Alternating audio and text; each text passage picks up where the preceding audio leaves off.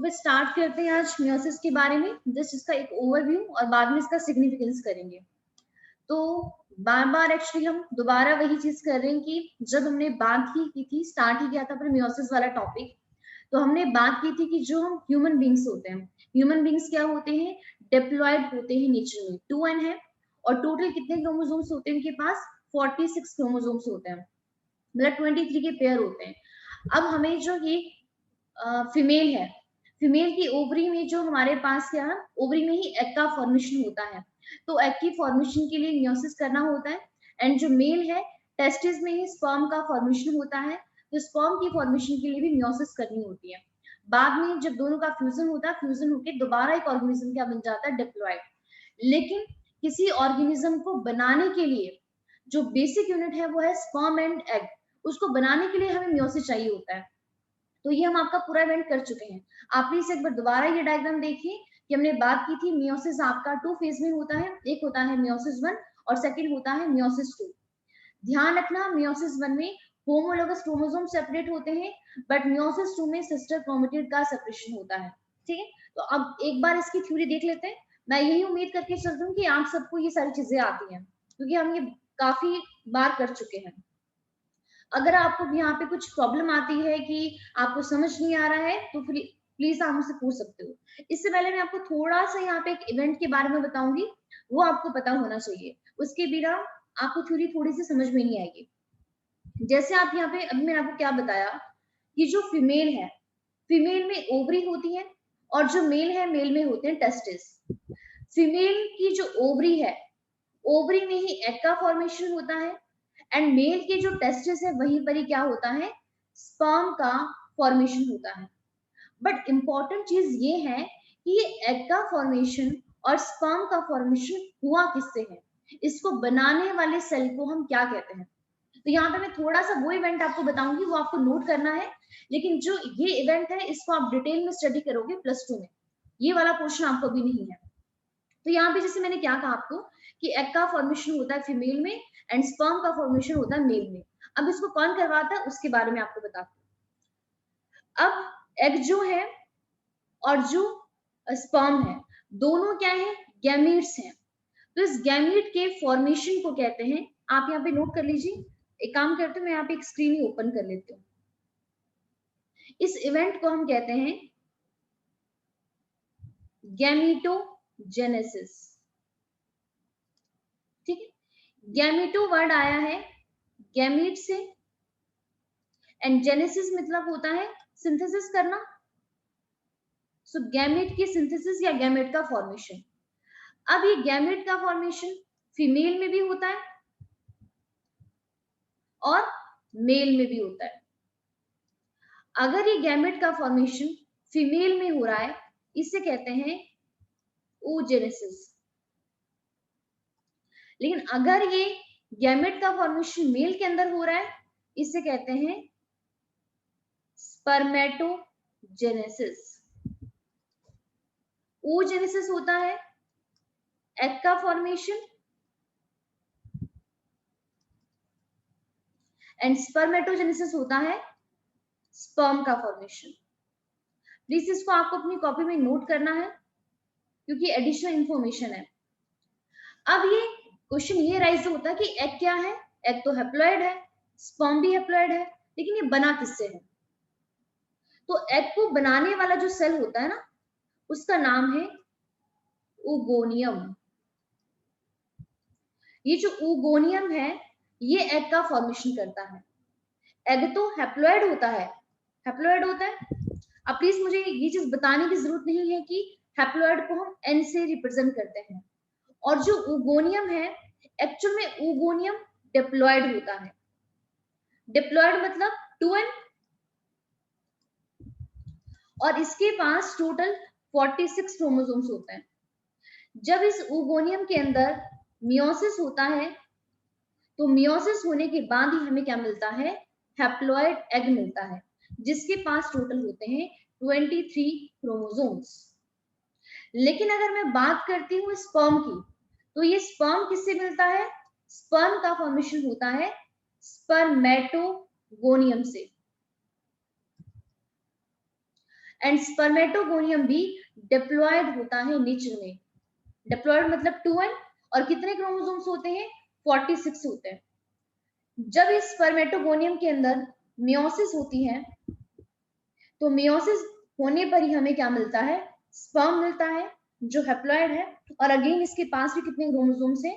23 chromosomes हैं। तो egg के पास भी 23 है, स्पर्म के पास भी 23 है।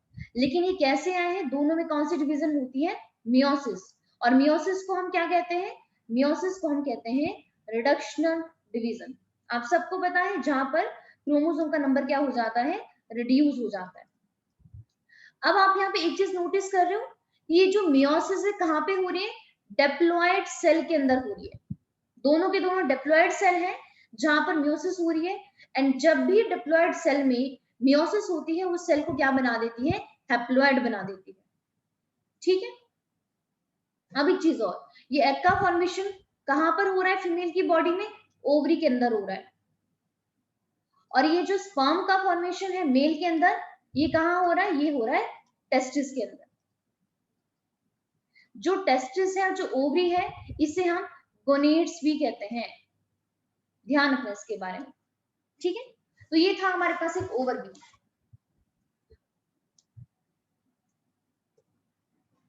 अब इसके बाद देखिए यहाँ पे, जैसे मैंने आपको कहा कि स्पर्म और एग का फॉर्मेशन कैसे होता है? मियोसिस से होता है।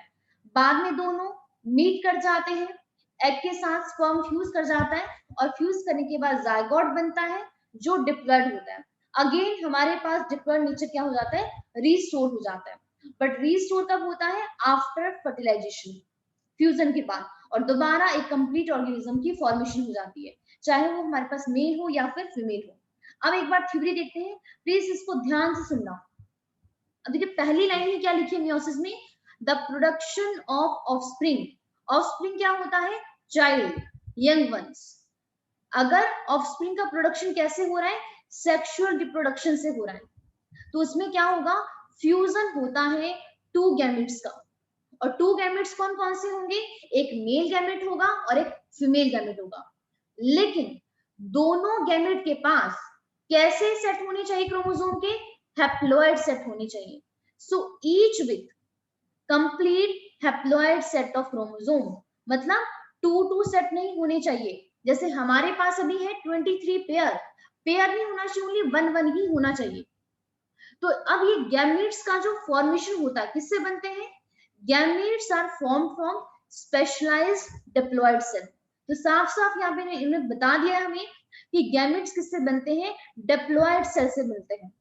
और अब आपको ये भी पता चल चुका है कि एग का फॉर्मेशन ओगोनियम से होता है, वो भी डिप्लॉयड होता है। एंड स्पर्म का फॉर्मेशन स्पर्मेटोगोनियम से होता है, वो भी क्या होता है? डिप्लॉयड होता है। अब यहाँ पर क्या लिखा है? This specialised kind of cell division. कौन से सेल डिवीजन की हम बात कर रहे हैं? इस मियोसिस की बात कर रहे हैं। That reduces the chromosome number by half, result in the production of haploid daughter cell. तो जब भी किसी के अंदर मियोसिस होता है, वो क्रोमोसोम का नंबर रिड्यूस कर देता है। और कितना रिड्यूस करता है? हाफ कर देता है। तो हमें हमारे पास हमें वहां पे जो भी डॉटर सेल मिलेंगे आफ्टर मियोसिस, वो सारे कैसे होंगे? हैप्लॉयड ही होंगे। And this kind of division is called meiosis. अब यहाँ पे देखिए मियोसिस क्या इंश्योर कर रहा है? The production of haploid phase in the life cycle of sexually reproducing organism. अब ये भी अगेन काफी इंपॉर्टेंट लाइन है कि मियोसिस पक्का इंश्योर, मतलब पूरी की पूरी गारंटी देती है कि हमारे पास कौन सा फेज आएगा लाइफ में? हैप्लॉयड फेज आएगा। और किसकी लाइफ में आएगा? ऐसे ऑर्गेनिज्म जो सेक्सुअली रिप्रोड्यूस करते हैं। लेकिन उसके बावजूद भी जब फर्टिलाइजेशन होती है तो वो रिस्टोर कर देती है डिप्लॉयड फेज को। ऐसे तो हम डिप्लॉयड ही है ना, बस हमारी पूरी बॉडी में बस एक सेल ही, फीमेल की बॉडी में एग एंड मेल की बॉडी में स्पर्म क्या हैप्लॉयड है, बाकी सारे डिप्लॉयड है। लेकिन बाद में इसको रिस्टोर कौन करता है? फर्टिलाइजेशन। फर्टिलाइजेशन क्या होता है? मेल गैमेट स्पर्म और फीमेल गैमेट एग का फ्यूज हो जाना। So we come across meiosis during the gametogenesis. तो अभी भी मैंने आपको बताया गैमेटोजेनेसिस क्या होता है? गैमेट का फॉर्मेशन। वो प्लांट में भी होता है और हमारे पास एनिमल के अंदर भी होता है। और दोनों ही जब भी किसी के अंदर मियोसिस हो गया तो वो क्या बन जाता है? आपका haploid. This led to the formation of haploid gametes. ठीक है, तो ये हम यहाँ पे कर चुके हैं। अब यहाँ पे देखिए की फीचर्स क्या क्या है मियोसिस के। तो मियोसिस क्या इन्वॉल्व करता है, 2 सिक्वेंशियल साइकिल, दो साइकिल चलते हैं। कौन कौन सा, पहले चलता है न्यूक्लियर और बाद में चलता है सेल डिवीजन, जिसे और इसे हम कहते हैं मियोसिस 1 एंड मियोसिस 2। बट मैंने आपको पहले ही बताया था, प्लीज ये काफी इंपॉर्टेंट पॉइंट है, यहाँ पर न्यूक्लियस का डिवीजन, सेल का डिवीजन दो बार हो रहा है, लेकिन जो डीएनए रेप्लिकेशन है वो हमारे पास ओनली 1 टाइम ही होता है। ये काफी इंपॉर्टेंट पॉइंट है, इसको अच्छी तरीके से नोट कर लेना कि only a single cycle of DNA replication, DNA का रेप्लिकेशन ओनली 1 ही टाइम होगा, but cell division nucleus division आपका 2 टाइम होगा। अब देखिए मियोसिस 1 जब इनिशिएट हुआ था, is initiated after the parental chromosomes have replicated. और कब रेप्लिकेट होते हैं आपको बहुत अच्छे तरीके से पता है, एस फेज में ही रेप्लिकेट होते हैं। और जब रेप्लिकेट होते हैं हमें क्या मिलते हैं, सिस्टर क्रोमेटिड मिलते हैं। सबको इसमें कोई डाउट तो नहीं है ना, G1 फेज तक हमें यहाँ पे कोई सिस्टर क्रोमेटिड नहीं मिलने वाले हैं, बट एस फेज में हमें क्या मिलते हैं, आइडेंटिकल सिस्टर क्रोमेटिड का फॉर्मेशन होता है। उसके बाद उनमें क्या होती है, पेयरिंग होती है। किसके अंदर पेयरिंग होती है, होमोलोगस क्रोमोसोम्स की पेयरिंग होती है, और ये भी कब होता है, मियोसिस 1 में ही होता है। उसके बाद रिकॉम्बिनेशन होती है, रिकॉम्बिनेशन होने के बाद एट द एंड मियोसिस में हमें 4 हैप्लॉइड सेल मिल जाते हैं eight the end of meiosis 2। ठीक है, तो मियोसिस 1 के भी 4 फेज है, prophase 1, metaphase 1, anaphase, telophase 1। And meiosis 2 के भी अगेन 4 है, प्रोफेज 2, मेटाफेज 2, एनाफेज 2, टेलोफेज 2। तो हम ये पहले भी कर चुके हैं, लास्ट टाइम भी हमने अच्छी तरीके से क्लास में किया था। आप प्लीज एक बार इसको अच्छी तरीके से देख लीजिए कि प्रोफेज 1 में हमारे पास क्या क्या इवेंट आते हैं। सबसे पहला इवेंट आता है साइनेप्सिस होती है। साइनेप्सिस क्या होता है, होमोलोगस क्रोमोसोम्स की पेयरिंग हो जाना। उसके बाद हमें वहां पे बाइवेलेंट नजर आते हैं। बाइवेलेंट क्या होता है आप देख सकते हो, बाइवेलेंट का मतलब होता है 2 क्रोमोसोम, 1 मैटरनल 1 पैटर्नल, और इसे हम टेट्राड भी कहते हैं क्योंकि हमारे पास यहाँ पे टोटल 4 क्रोमेटिड्स है, 1 क्रोमेटिड 2 3 4, इसलिए इसको टेट्राड और हम बाइवेलेंट कहते हैं। उसके बाद हमारे पास जो पैकेटिंग स्टेज आती है प्रोफेज 1 की, वहां पे क्या होता है, वहां पे होती है क्रॉसिंग ओवर। क्रॉसिंग ओवर क्या होता है, एक्सचेंज हो जाना जेनेटिक मटेरियल का। डिप्लोटिंग में चेस्मेटा नजर आते हैं, एंड लास्ट डायकाइनेसिस में हमें टर्मिनाइजेशन हो जाता है उन चेस्मेटा का। उसके बाद देखिए मेटाफेज 1 में होमोलोगस क्रोमोसोम्स का पेयर इक्वेटोरियल प्लेट पर आपका अलाइन हो जाता है। एनाफेज 1 में, ये काफी इंपॉर्टेंट पॉइंट है, very very important, homologous chromosome separate होते हैं, सिस्टर क्रोमेटिड सेपरेट नहीं होते हैं। यही रीजन है कि जितना क्रोमोसोम का नंबर मेटाफेज में होगा, एनाफेज 1 में भी उतना ही होगा, सेम, कोई डिफरेंस नहीं आने वाला यहाँ पे क्रोमोसोम के नंबर में। एंड टेलोफेज 1 में क्या होता है, आपके ये कहां पे पहुंच गए, आपके एकदम एंड पे पहुंच जाते हैं, पोल पे पहुंच जाते हैं, सारा का सारा मटेरियल, न्यूक्लियर मेम्ब्रेन दोबारा बनना शुरू हो जाती है, और एट द एंड फिर क्या हो जाता है, साइटोकाइनेसिस हो गया है, और हमें यहाँ पे 2 हैप्लॉइड सेल हमें मिल चुके हैं। तो आप यहाँ पे देख सकते हो, यहाँ पे क्रोमोसोम टोटल कितने थे, 1 2 3 4 5 6 थे, लेकिन जो हमें डॉटर सेल मिल रहे हैं 1 2 3, पर सेल हमें 3 क्रोमोसोम्स मिल रहे हैं। कौन डिसाइड करता है कितने सेंट्रोमेर वहां प्रेजेंट है। ठीक है, तो यहाँ पे एकदम हाफ हो गया है, इसीलिए मियोसिस 1 को कहते हैं it is a reductional division. और कौन सेपरेट होता है, हमारे पास होमोलोगस क्रोमोसोम सेपरेट होते हैं। इसके अलावा मियोसिस 2 में कौन सेपरेट होता है, सिस्टर क्रोमेटिड का सेपरेशन होता है, इसीलिए यहाँ पर क्रोमोसोम्स का नंबर वेरी करता है।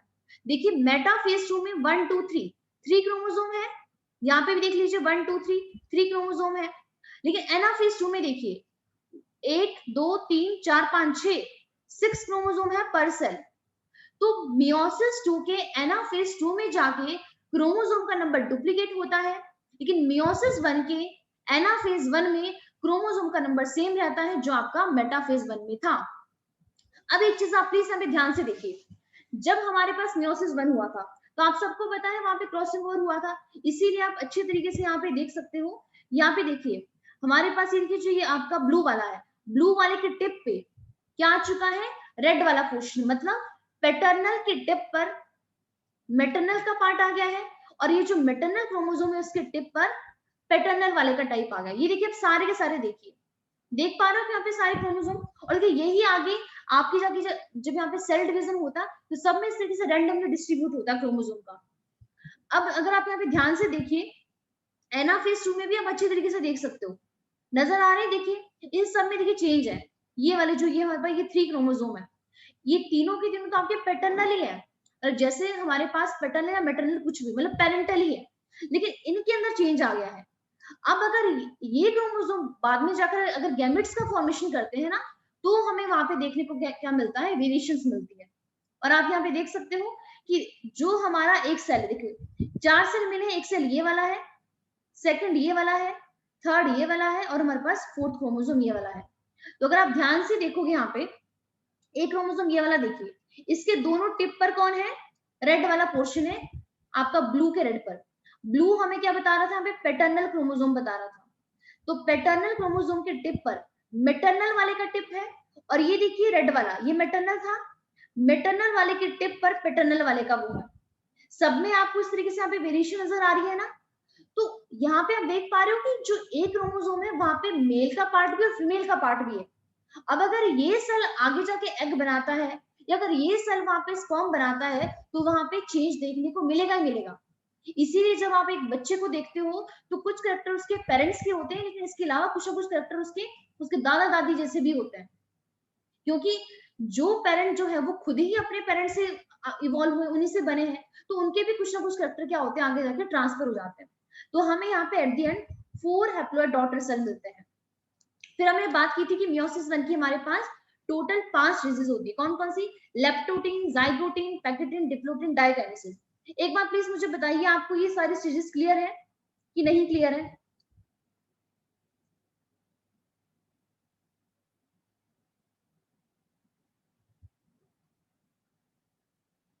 अगर आप लोगों को ये सारी स्टेजेस क्लियर नहीं है तो एक बार मैं दोबारा इसको रिवाइज करवा देती हूँ, नहीं तो बस ओनली मैं आपको यहाँ अभी यहाँ पे ओनली थ्योरी वाला पोर्शन करवाऊंगी। इन सारी स्टेजेस में क्या क्या हो रहा था, लेप्टो, जाइगो, पैकी, डिप्लो, डाइकाइनेसिस में क्या क्या चीजें हो रही थी, बताइए।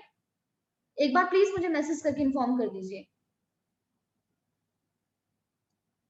अगर आपने पिछली वाली वीडियो देखी है तो मुझे लगता है कि आपको आइडिया होगा।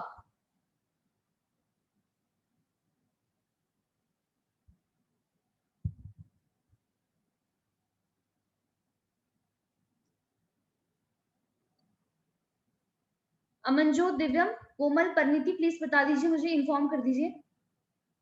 क्लियर है ना सबको? ओके, अब क्लियर है तो देखिए हमारे पास यहाँ पे सारे का सारे थ्योरी कंटेंट भी वही है। तो आप देख सकते हो, एक बार चलो इस फिगर को देखिए, आप देख लो। लेप्टोटिन में और ज्यादा क्रोमेटिन मटेरियल कंडेंस हो जाता है और कुछ नहीं होता। जाइगोटिन में क्या होता है, साइनेप्सिस होती है, और साइनेप्सिस कौन करवाता है, सिनेप्टोनीमल कॉम्प्लेक्स करवाता है। बायवेलेंट टेट्राड भी हमें इसी में नजर आना शुरू हो जाते हैं। पैकेटिन में क्या होता है, क्रॉसिंग ओवर होती है, क्रॉसिंग ओवर या रिकॉम्बिनेशन कौन करवाता है, रिकॉम्बिनेज एंजाइम करवाता है। डिप्लोटिन में चेयर्स मेटा नजर आते हैं, एक्स शेप के बॉडी। एंड डायकाइनेसिस में देखो एट द एंड हमें ये चीज देखने को मिलती है। आप देख सकते हो जो टर्मिनल है वो क्या हो गया, पूरा का पूरा चेंज हो गया है। तो यहाँ पे देखिए फर्स्ट स्टेज जो हमारे पास प्रोफेज 1 का सबसे पहला फेज है लेप्टोटिन। तो यहाँ पे देखिए लेप्टोटिन में क्या हो रहा है, during leptotene stage the chromosomes become gradually visible under the light microscope. क्योंकि अब वो कंडेंस हो चुके हैं तो अब हमें इजिली विजिबल है माइक्रोस्कोप के अंदर। कॉम्पेक्शन हो जाता है क्रोमोसोम का, कॉन्टिन्यू रहता है थ्रू आउट द लेप्टोटिन। इसके बाद लेप्टोटिन के बाद कौन सी स्टेज आती है, जाइगोटिन स्टेज आती है, और कुछ नहीं यहाँ पे। अब जाइगोटिन में देखिए क्या क्या होता है, सबसे इंपॉर्टेंट वर्ड साइनेप्सिस होती है। कौन करवाता है, सिनेप्टोनीमल कॉम्प्लेक्स। और साइनेप्सिस किस किसके बीच में होती है, between the homologous chromosome. So during this stage chromosome start pairing together, वो आपके पेयर होना शुरू होते हैं, और इसी प्रोसेस को बोलते हैं साइनेप्सिस। और हमारे पास ये जो पेयर्ड क्रोमोसोम्स है, कौन सी पेयरिंग में कौन आते हैं, होमोलोगस क्रोमोसोम्स आते हैं। अब होमोलोगस क्रोमोसोम्स का अगर हम इलेक्ट्रॉन माइक्रोग्राफ देखते हैं तो हमें क्या इंडिकेट करता है, chromosome synapsis is accomplished by, मतलब क्रोमोसोम के साइनेप्सिस को कौन करवा रहा है। तो हमारे पास एक कॉम्प्लेक्स स्ट्रक्चर होता है, उस स्ट्रक्चर का नाम है सिनेप्टोनीमल complex.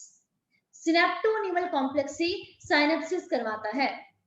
The complex formed by pair of synapse homologous chromosomes, इसे हम कहते हैं बाइवेलेंट और इसी को कहते हैं टेट्राड, जो अभी भी मैंने आपको बताया। बाइवेलेंट मतलब 2 क्रोमोसोम एंड उन 2 क्रोमोसोम्स के पास क्या थी, 4 क्रोमेटिड थी, इसलिए हम उसको हमने बोला tetrad. However these are more clearly visible at the next stage, मतलब बाइवेलेंट और टेट्राड हमें जाइगोट में इतनी अच्छी तरीके से क्लियर विजिबल नहीं होता, लेकिन दिखना शुरू हो जाता है। तो हमारे पास ये जो फर्स्ट 2 स्टेज जो है प्रोफेज 1 की रिलेटिवली शॉर्ट लिव्ड होती है, किसके कंपैरिजन में, नेक्स्ट स्टेज में जिसका नाम है पैकेटिन स्टेज। अब देखिए पैकेटिन में क्या हो रहा है हमारे पास, during this stage bivalent chromosomes now clearly appear as a tetrad.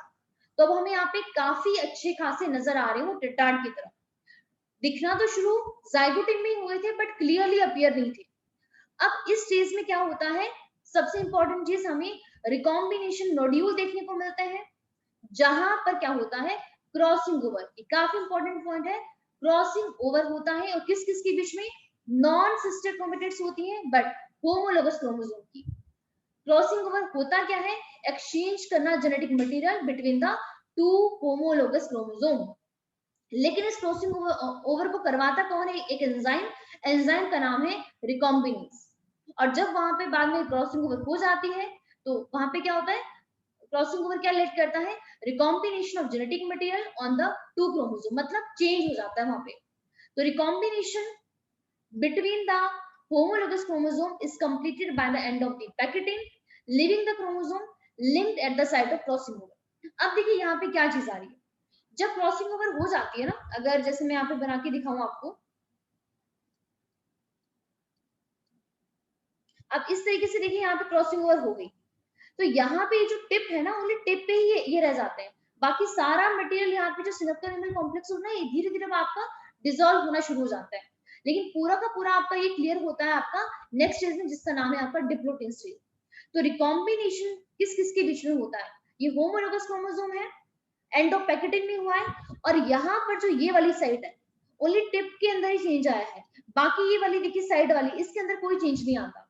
So living the chromosome linked at the site of crossing over, जहां पर क्रॉसिंग ओवर हुआ है वहीं पे हमारी साइड क्या होती है, लिंक्ड होती है। उसके बाद डिप्लोटिन में क्या नजर आता है, 2 चीजें यहाँ पे होती है, एक तो हमें एक्स शेप का स्ट्रक्चर नजर आता है जिसे हम कहते हैं चियास्मेटा।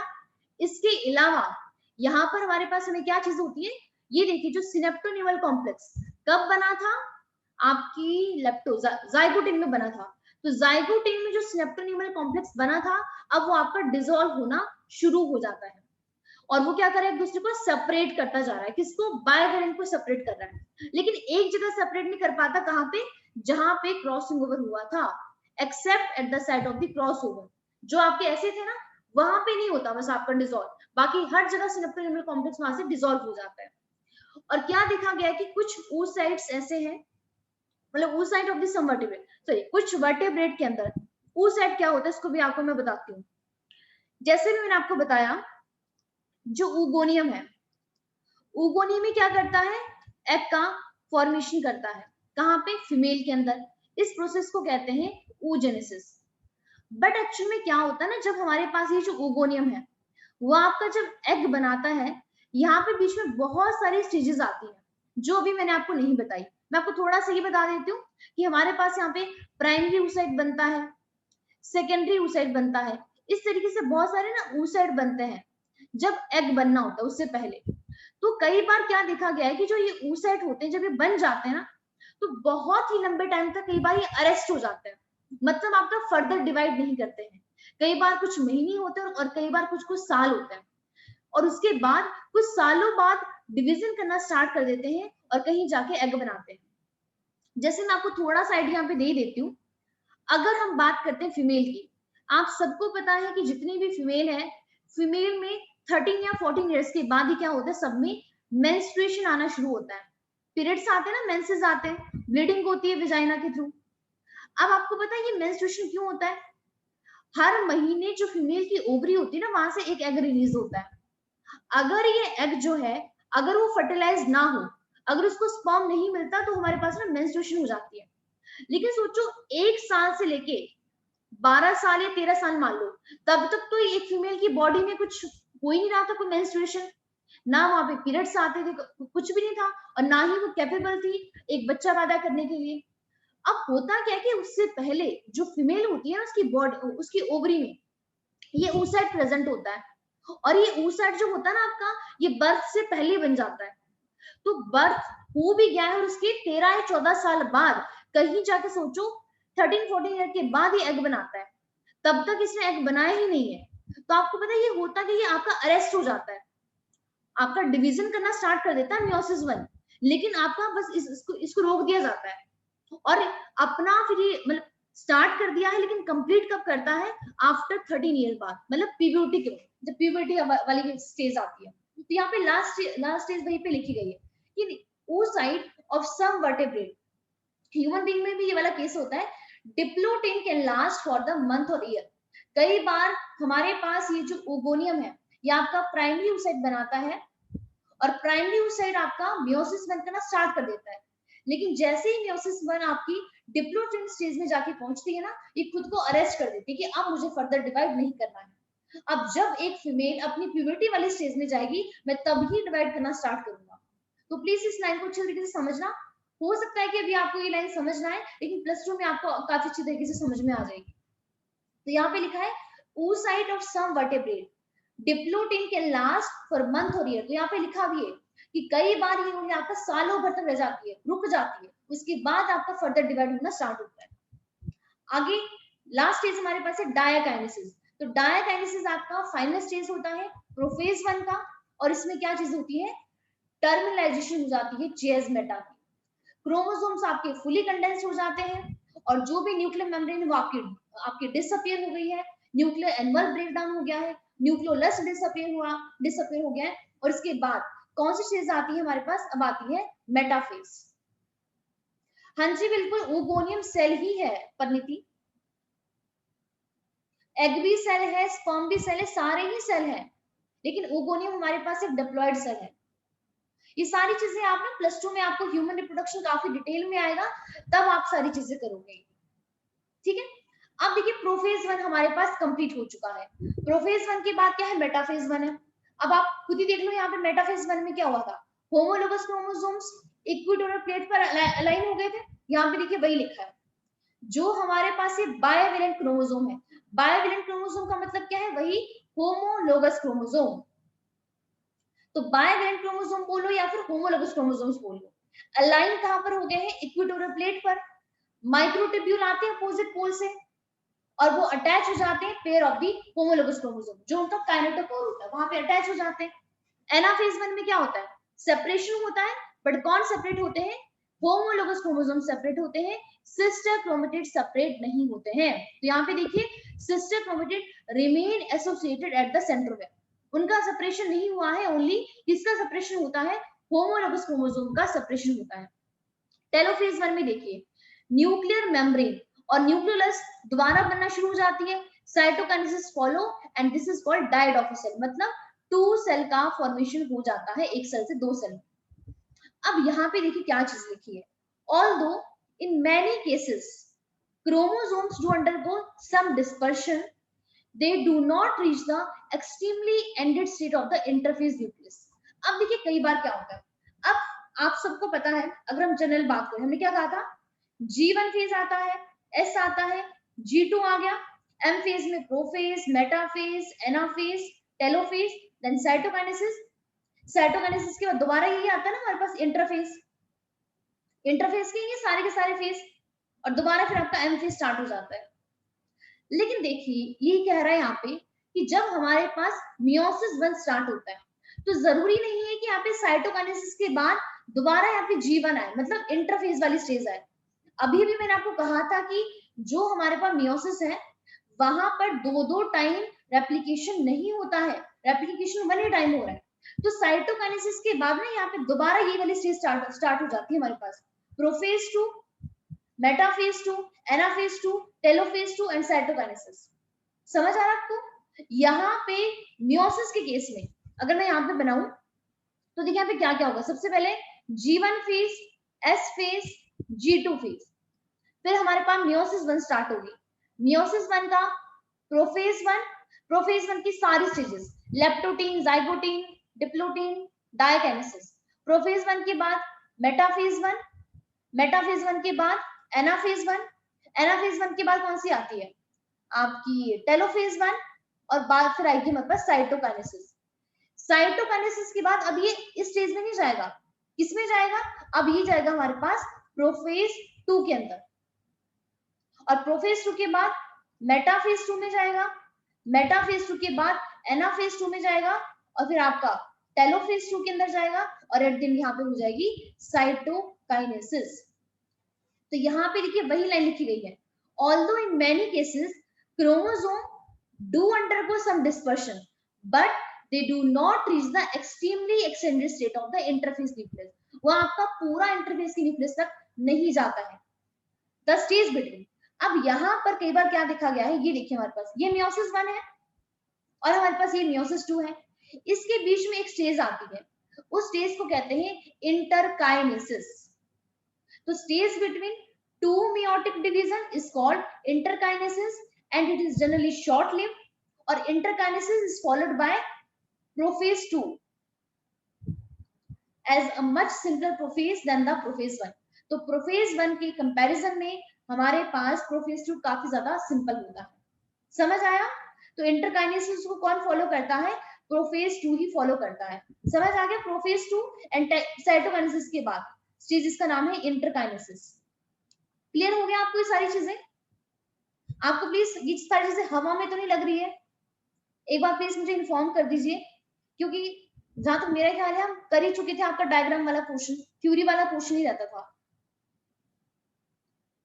चीजें समझ में आ रही है ना? ये देखिए यहाँ पे होमोलोगस का पेयर है, यहाँ पे होमोलोगस क्रोमोसोम आपके सेपरेट हो गए हैं, और यहाँ पे हमें 2 सेल मिल चुके हैं, ठीक है। अब देखिए इसके बाद यहाँ पे क्या हो रहा है, अब हमारे पास मियोसिस 2 स्टार्ट हो गया है। अब ध्यान से सुनना, जो जो चीजें आपने माइटोसिस में पढ़ी थी ना, माइटोसिस में देखिए आपने प्रोफेज पढ़ा, मेटाफेज पढ़ा, एनोफेज किया, टेलोफेज किया, सारी चीजें यहाँ पे एज इट इज हो रही है मियोसिस 2 में। मियोसिस 2 पूरा का पूरा एज इट इज सेम है जैसे हमारे पास माइटोसिस हो रहा है, थोड़ा सा भी फर्क नहीं है, बिल्कुल भी फर्क नहीं है, एज इट इज है। आप यहाँ पे एक बार दोबारा एक बार पहले फिगर देख लीजिए अच्छे तरीके से। यहाँ पे देखिए क्या हो रहा है, हमारे पास प्रोफेज 2 तो छोड़ ही दो, एनाफेज मेटाफेज 2 से कहानी स्टार्ट हो रही है। यहाँ पे देखिए माइटोसिस का जो हमारे पास मेटाफेज था, आप यहाँ पर भी देख सकते हो, ये वाला डायग्राम भी देख लो आप, हमारे पास देखिए ये वाली स्टेज, ये माइटोसिस का मेटाफेज है, और ये मियोसिस 2 का मेटाफेज 2 है। ये हमारे पास माइटोसिस का एनाफेज है और ये मियोसिस 2 का एनाफेज 2 है। यहाँ पे देखिए इंडिविजुअल क्रोमोसोम सलाइन है मेटाफेज की प्लेट पे, यहाँ पे भी देखिए इंडिविजुअल क्रोमोसोम सलाइन है, ये देख पा रहे हो, यहाँ पर भी देख पा रहे हो। एनाफेज में सिस्टर क्रोमेटिड सेपरेट होते हैं, यहाँ पे देखिए यहाँ पर भी सिस्टर क्रोमेटिड ही सेपरेट हो रहे हैं। अब यहाँ पे देखिए इसके बाद जब हमारे पास एनाफेज 2 होता है तो हमें यहाँ पे क्या मिलते हैं, एट द एंड हमें यहाँ पे 4 डॉटर सेल मिलते हैं, बस फ्लोइडी का फर्क है यहाँ पे, बाकी ये सारी चीजें आपकी एज इट इज होती है जैसे आपकी माइटोसिस के अंदर हुई थी, ठीक है। एनाफेज 2 के बाद हमारे पास टेलोफेज 2 आती है, और बाद में यहाँ पे साइटोकाइनेसिस हो जाता है, हमें 4 सेल मिल जाते हैं जो आप यहाँ पे देख रहे हो।